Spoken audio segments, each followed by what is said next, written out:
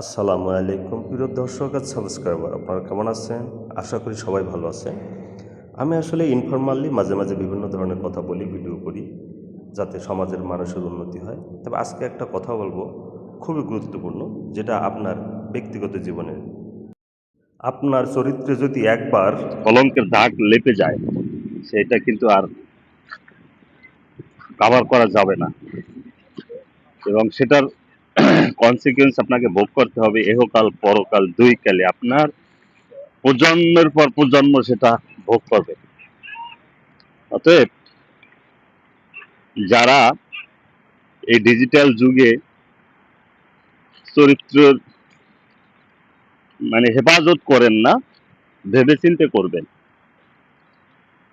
চরিত্রের হেফাজত যদি আপনি করেন, আপনার কিছু হেফাজত হবে। চরিত্র মানুষের অমূল্য সম্পদ।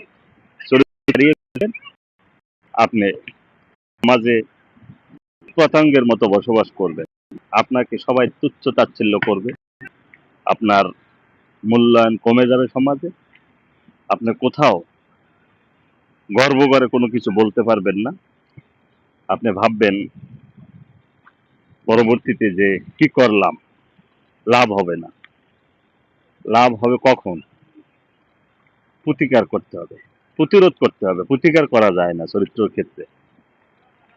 চরিত্র আপনার ভালো রাখার জন্য আগে থেকে আপনাকে প্রতিরোধ করতে হবে, যেন আপনার চরিত্রে কোনো ধরনের দাগ না পড়ে। পার্কের ভিতরে আসলাম যেহেতু, এই কথাগুলো মনে পড়লো, কারণ বাংলাদেশের পার্কে বিভিন্ন সময় দেখি যে ও ধরা খেয়েছে, ও এই করেছে, ও সেই করেছে, এবং সেটার জন্য তখন দেখা যায় যে এখন বর্তমান যুগে তো এই দেখেন, আমি একটা মোবাইল নিয়ে পার্কের ভিতরে হাঁটতেছি আর এই ভিডিও করতেছি। এর ভিতরে যদি কেউ যদি করে অশ্লীলতা ছড়ায়, ধরা খেয়ে যায়। এরকমের বাংলাদেশেও আনাচে কানাচে প্রত্যেকটা দিন কোনো না কোনো খবর আসেই। কিন্তু সে যে যখন এটা নেট দুনিয়ায় ভাইরাল হয়ে যায়, এবং এটা কিন্তু একদিন দুই দিন না, এটা কিন্তু এই দুনিয়া যতদিন থাকবে ততদিন কিন্তু এই এই জিনিস থেকে যাবে।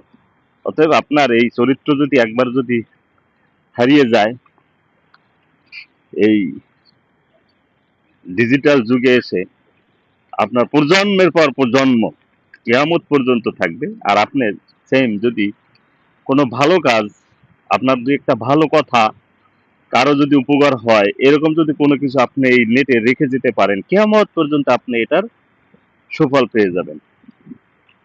অতএব যা কিছু করবেন দেখে শুনে করবেন। এই যেমন কিছুদিন আগে দেখেন না, কুষ্টিয়ায় সম্ভবত একজন টিকটকারকে কবর দিতে দেবে না, কারণ কি সে টিকটক, ইনস্টাগ্রাম, ফেসবুক, ইউটিউব বিভিন্ন জায়গায় তার সে অশ্লীলতা ছড়িয়েছে, যার অশ্লীল অঙ্গভঙ্গি দিয়ে ভিডিও বানিয়েছে, এবং সে লাস্টে হয় কি, এগুলার পরিণতি দেখেন, সে নিজে নিজে আত্মহত্যা করছে। নাউজুবিল্লাহ, আত্মহত্যা তো মহাপাপ।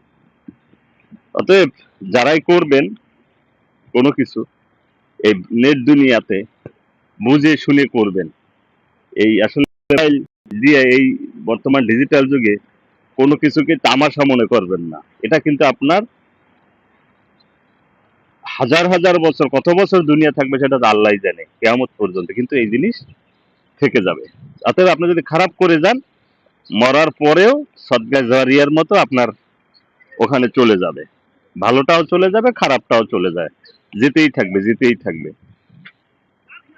তো এই এদেশের পার্কগুলোতে আসলে ওরকম কোনো কিছু দেখা যায় না।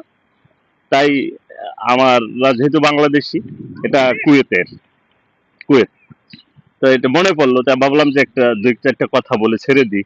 যদি কেউ এখান থেকে কেউ যদি একটু সচেতন হয়, যে এই ধরনের কার্যক্রম থেকে বিরত থাকে, তাহলে হয়তো বা তার জন্য ভালো, তার প্রজন্মের জন্য ভালো, জাতির জন্য ভালো, মানুষের জন্য মঙ্গল হবে। তো বুঝে শুনে করবেন। অনেক কিছু করা যায় আবেগের তাড়নায়, বয়সের তাড়নায়, কিন্তু সেটার ভালো খারাপ দুইটা দিক আছে। সেই দিকগুলো চিন্তা ভাবনা করে করবেন। চরিত্র হেফাজত করবেন। বর্তমান যুগে চরিত্র হেফাজত করা খুব একটা কঠিন ব্যাপার হয়ে দাঁড়িয়েছে। তো সবাই ভালো থাকবেন, চরিত্র হেফাজত করবেন। আল্লাহ হাফেজ।